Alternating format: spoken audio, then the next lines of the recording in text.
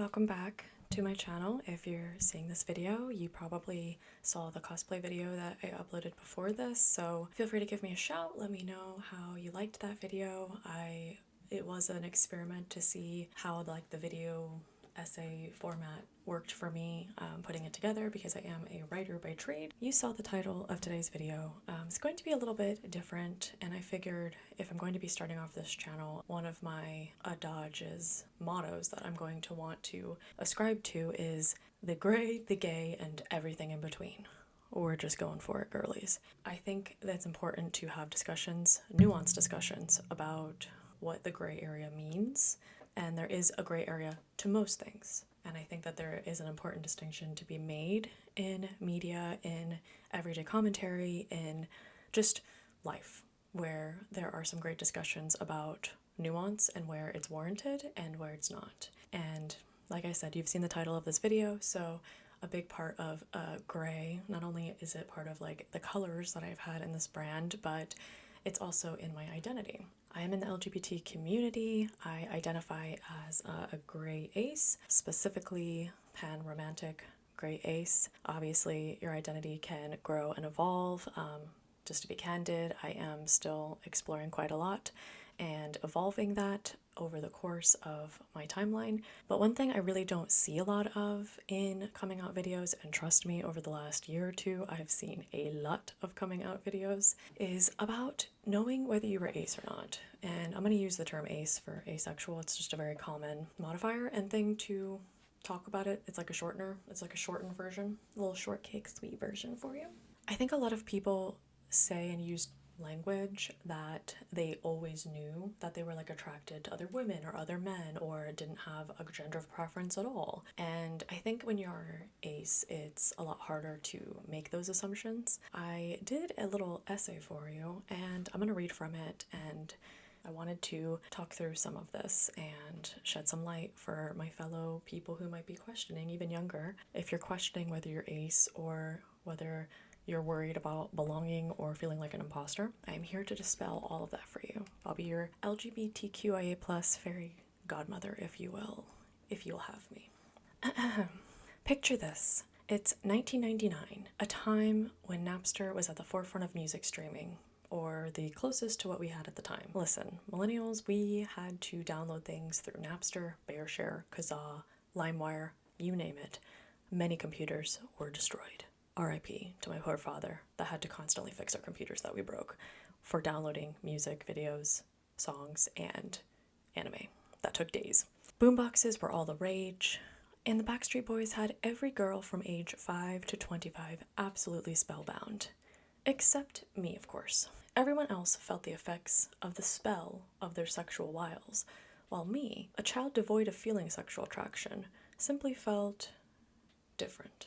This was my earliest memory, realizing I didn't feel attraction the same way as everyone else. My sister and I had a Backstreet Boys poster on the wall. Those of you who know, you were either NSYNC or Backstreet Boys. I was Backstreet Boys girl. And she would always ask me, which member do you like the most? Which one would you want to date? I remember looking at that poster and feeling mild terror when nothing came to me. Sure, they were handsome in the conventional aesthetic way, but I had zero attraction to any of them. I kept thinking something wasn't sparking right in my brain, even as young as 8 years old when we were having these conversations. I felt this roiling embarrassment in the pit of my stomach the more and more that I was badgered to have to make a decision and make a line in the sand. But finally, to make a decision and just say something because no one was jumping out at me, I blurted out, AJ. Yeah, AJ. In retrospect, that wasn't the worst member I could have chosen. Looking at you, Brian. Anyways, I digress. But anytime attraction was brought up during childhood, I remember clamming up and feeling this intense need to withdraw, or like I was being excluded from something I just couldn't wrap my head around. There was this continuous feeling of isolation or being left out of something or not being in the know. There was this pervasive feeling as I was growing up that something just didn't click the same way it did with everyone else, and a lot of people were very into dating, and that was never something I was interested in during my upbringing in school years. So my internal radio waves were on a different signal than everyone else's, it felt like. Perhaps it was from inexperience or, dare I say, not wanting it that way. Sorry, I had to do it. Sorry. That feeling never changed for me as I grew older. Even as a young adult, for years, I pinned this lack of attraction to some weird dysfunction I couldn't talk about. It was this silent thing that just kind of hung over me and was around me, but I chose not to acknowledge. What if people knew my secret?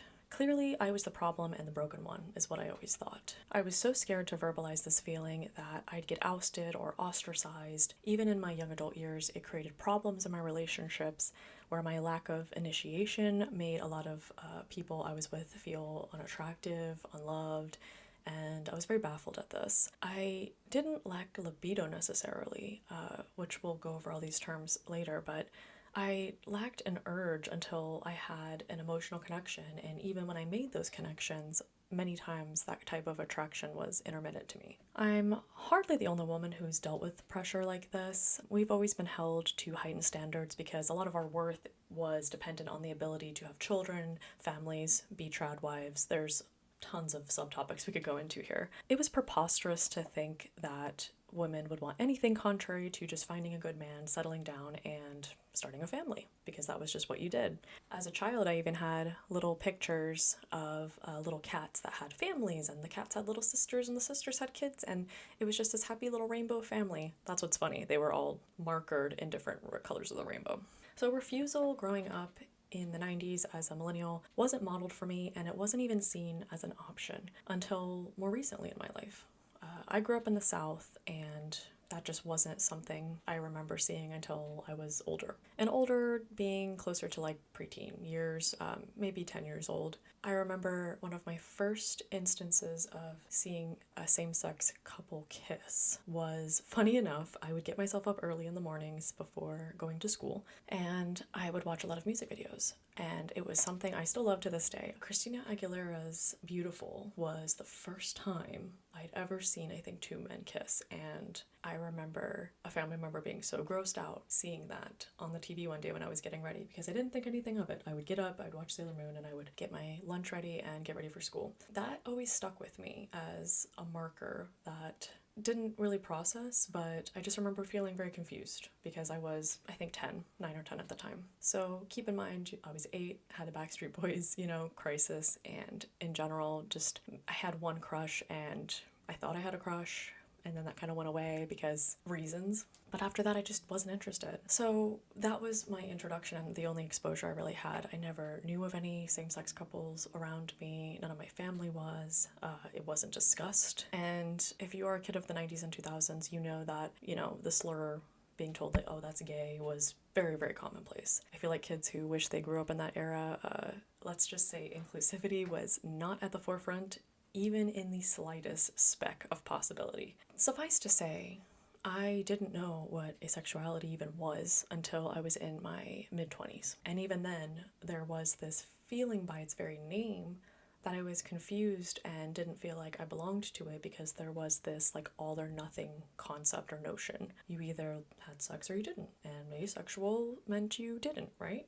Well, that's absolutely wrong by today's standards, and we know that now, that it's a spectrum. At the time, I really just felt like I was kind of an ally on the out stretches, and that was that. As I got into my mid-20s and got out of a long-term relationship, I realized and learned more that asexuality is actually a spectrum. And that truly changed my entire perspective in my life, where there was like this washing of relief over my body that there was a space for me, like I belonged somewhere, and there was a name that I could put to this feeling that I'd had my whole life. The big differentiator, and really in the title of this video, you might not know you're queer or that you're on the spectrum because not everybody feels attraction. For ace people, you might not always know that you might have an attraction to other women as a woman or other men as a man. The attraction isn't always there, and I think something that non-ace or allo people who don't have to, know somebody or who do experience sexual attraction regularly, it's hard to compare our experiences, because for them, a lot of what I've heard and understood, and again, this is just like my perception of it, is you might feel shame in your coming out experience because you may have always felt physical feelings for or attraction toward someone of your same sex or a different gender than you, or a different identification. Growing up, I never felt that because I never dated and got close enough to someone romantically to have those feelings. And for myself, when you're gray or demi, you have to have an emotional connection to feel any kind of sexual attraction. I think that's where the divergence comes from, and where the coming out experience can be so different between like allos and non-allos. And if you do have any questions,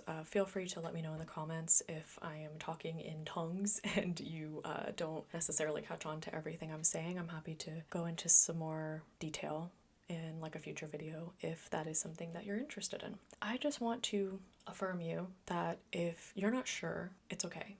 And I wasn't sure for a very long time. I think 2018 was the first time I had changed my Facebook picture, like my cover picture, to be a flag. And I believe at that time I had identified as biromantic. So the unique thing about coming out as an ace person is you can divide sexual attraction from romantic attraction. And I guess I'll do a breakdown of those different types of attraction so that it can be a little bit more crystallized for you. There are, just for the sake of this video, 3 different types of attraction that I'll go over. The first one is aesthetic attraction. So if you find somebody just visually pleasing and there's nothing more to it than that, you could say the Empire State Building is aesthetically beautiful. You can think that a person is aesthetically beautiful, and it doesn't mean that there are feelings or emotions tied to that observance, right? You can say, oh, that person's attractive. So aesthetic is very surface level. You can just say, oh, you know, that red dress is beautiful aesthetically. Oh, I like this mood board aesthetically. Same thing with a person. Just the facade of a person can look aesthetically pleasing and visually stimulating to somebody, and it doesn't have to mean any more than that. So that's one type of attraction. Romantic attraction, obviously, is when you feel romantic feelings for somebody. You want to have a deeper connection with that person. You may want to have a relationship with that person. You may want to have a deep, long, lifetime bond with that person. Romantic feelings are things that we see in movies, you know, the idealization of them, the hand-holding, the tender touches, the sense of protectiveness, and just pure love coming from that. That's romantic attraction. The final one, obviously, is sexual attraction, where you can look at somebody and get literal physical sensations and have sexually stimulating like thoughts and feelings and perceptions about that person. Now, these 3 can exist together. They can exist separately. And a lot of times for ace people, they do exist separately or are conditional. So what I mean by that is you can find somebody aesthetically attractive but not have any kind of sexual feelings for them. And in order to use the ace label, whatever that looks like to you, it basically just means there's some capacity where you don't feel sexual attraction. So even somebody on the spectrum, if you aren't somebody who would have sex with somebody on a first date, or you just don't feel deeply bonded to somebody, or don't have those kind of feelings initially when you first meet somebody or go on a date with them, you very well could possibly be demisexual. So demisexual usually means that you have to have a deep emotional connection with somebody before you'll feel any type of sexual attraction. Then and only then, when that condition is met, you're able to feel sexual attraction. Other types, there are, you know, there's gray ace, which is how I feel like I identify. I oscillate between gray and demi, but I do feel like I always come back to gray as like the most comfortable label for me, for my sexuality personally, because even if I have a deep emotional bond with somebody, I think there are times where I don't feel sexual attraction.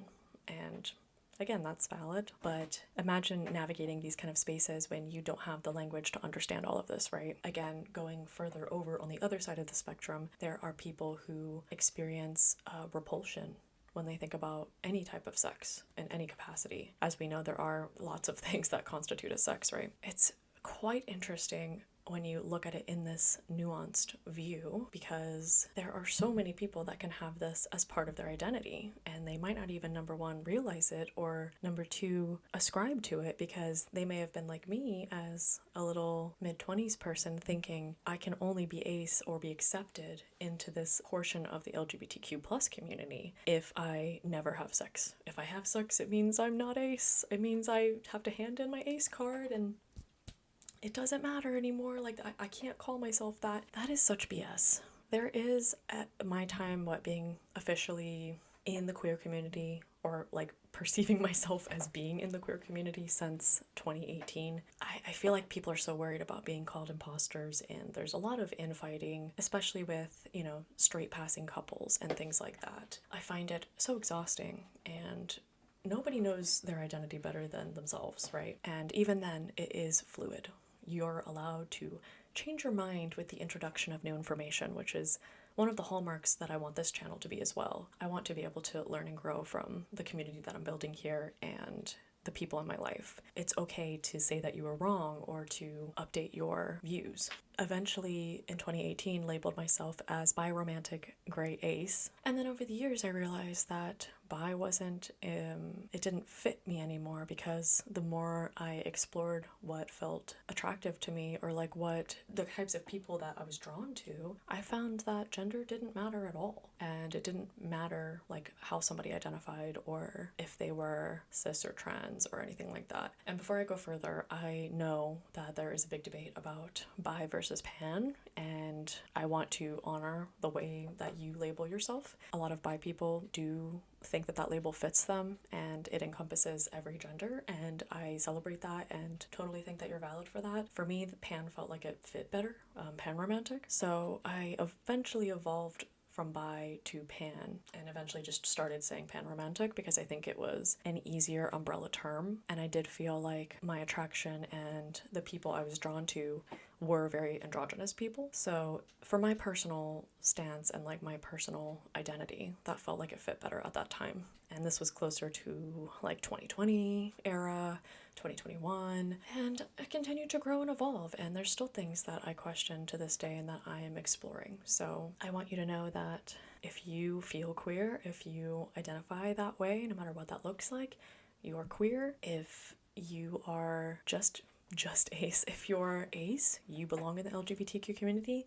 There's a lot of discourse and people not feeling welcome, even if they're in straight passing relationships. If you're ace and you're in a hetero looking relationship, you're still welcome at Pride. I do believe and understand there's a lot of stigma around that. And as someone who always dated cis men in the past, I did feel a sense of I had to prove myself, or I had to not be an imposter. Like there was this big inner battle I had in the early 2020s. There was something that I felt I had to prove or something, but that's such bullshit. You are queer enough and your label is your label. And if you decide in the future that you want to be fluid or change something or try something to see if it sticks, then that's totally valid. Those feelings, that kind of exploration, I think isn't talked about enough, and I just want you to feel welcome. And I think everybody, you know yourself, is the best advice that I can give you. Another resource, especially if you are a woman and you're exploring what and who, like if you're exploring who you're attracted to, I highly recommend, there is a Google Doc, the Comphet, the lesbian master doc, I think as people call it, and I will link it below, but there are a lot of good creators who talk about their journeys, and I've been following a few of them. I believe Alana Joy is one of them. She was someone I watched the videos a lot because she also had a personal journey of identifying as bi and then eventually becoming a lesbian. And this past Pride, I did really feel that it felt like a lesbian hot girl summer, I'll be honest. Being in my first relationship with a woman, I really love the femininity of it and the empowerment that comes from it. I don't have like, again, I think if you don't want labels, that's fine. If you do what feels right for you. That's my biggest advice for people who are interested in like coming out or coming to Pride or making that jump between their like coming out story. So I don't know if this is helpful, but I do hope that we can dispel the misconceptions about being ace meaning things like you just don't feel like having sex sometimes. It's not about that. I think the best analogy that's in the community is if you don't like cake, you don't like cake, and that means you're never gonna want it for some people. For other people, maybe you want cake once in a blue moon. For others, maybe you just gotta have, a few dates with the cake first, and then maybe you'll eat it. There is a lot of worry about being invalidated, especially with an ace label, and I just want you to know that the only thing that means that you're ace is if you lack sexual attraction in any form. So whatever that looks like to you, you could be demi and still be in the ace community, you can be totally sex repulsed and never ever ever want sex and just be equally as valid in that bucket. You can be ace and still experience romantic attraction. You can have sex and still be ace. That doesn't make you any less valid or any less of an ace person. Your attraction can also fluctuate or come up occasionally. You don't have to have sex to be in a loving relationship. You're not broken, is what I mean. I think a lot of ace friends have similar sentiments where they worry that there was like something wrong with them. And that was something I juggled a lot growing up.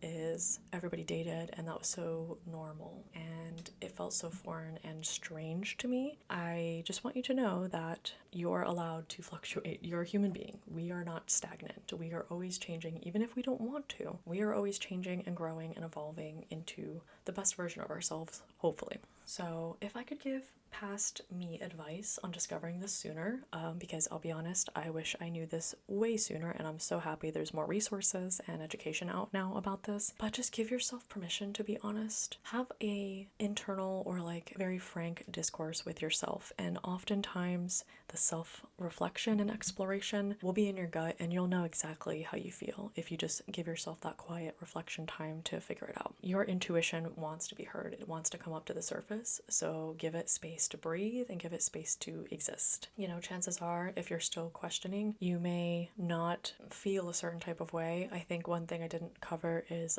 libido. Libido is not sexual attraction. They're not the same thing. Libido is the physical, sex drive, basically. Ace people can have libidos that are working fine and physically functional, right? But if you don't have the attraction to go with it, then maybe that's not what you want. Many couples can have sex. You might not feel sexual attraction, but you can, but it just really depends on the person. And that's why this is a very nuanced and personal discussion from person to person. You're not broken. There is an accepting community. I hope, and I'm seeing a better, more open and normalized conversation about it. I was definitely worried with my coming out moment because I hadn't really had a very eventful coming out experience, but thankfully I have some very supportive family and friends, and many of my friends are queer themselves. I had a lot of guidance, and if you don't have guidance, then I am, a form of your parasocial queer aunt, and I invite you to ask questions even if you have like a daughter or a son or a cousin or anybody who might benefit from some of this information. So feel free to send them this video or ask me questions, and I can always do like a follow-up video. Ooh, a queer and A. Maybe I can do a queer and A. I should trademark that.